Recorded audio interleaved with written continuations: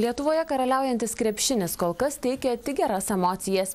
Ir ne tik aikštelėje. Štai Klaipėdoje linksmintis miestiečius kviečia bene gausiausias sirgalių armija subūrusi Gruzija.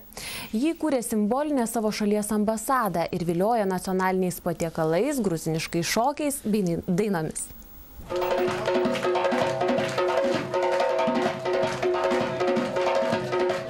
Mažoji Gruzija, taip šiomis dienomis vadinama populiari uostamiesčio pasilinksminimo vieta. Klaipėda mūsų žavėjo, toks jausmas, kad mes Tbilisyje, žmonės tokie puikūs, mus labai nuoširdžiai priėmė. Čia jaučiuosi kaip namie.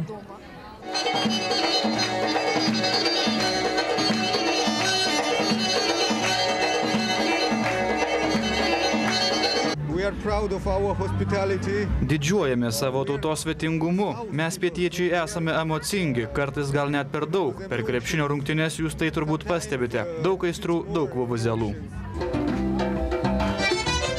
Į simbolinę Gruzijos ambasadą po sėkmingų krepšinio rungtynių su belgais vakar užsuko ne tik pergalę švenčiantys gruzinai.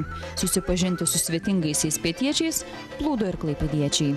Čia valgome kalkūnus ir jie tokia kitokia skonio negu pas mumis įprasta, nes jie aštresnis įdaras galbūt. Lietuviai skanauja gruziniškų šašlykų, charčios sriubos, chačiapurių, kitų gruzinų patiekalų, o gruzinai ragauja lietuviškų valgių. Didžkukuliai nuostabus patiekalas. Šiandien mes tarsi apsikeičiame tautiniais patiekalais. Mes lietuviai ir gruzinai turime draugauti, mūsų šalys mažos, todėl turime būti vieningi. Vakarėlyje dalyvauja Gruzijos vadovai, tarp jų ir šalies prezidentas Michailas Sakašvilis.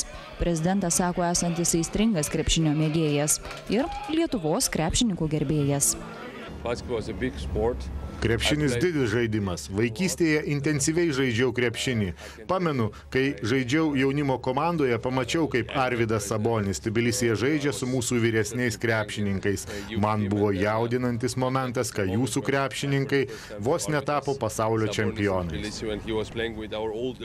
Gruzijos prezidentas Klaipėdoje stebėjo Gruzijos ir Belgijos rungtynes.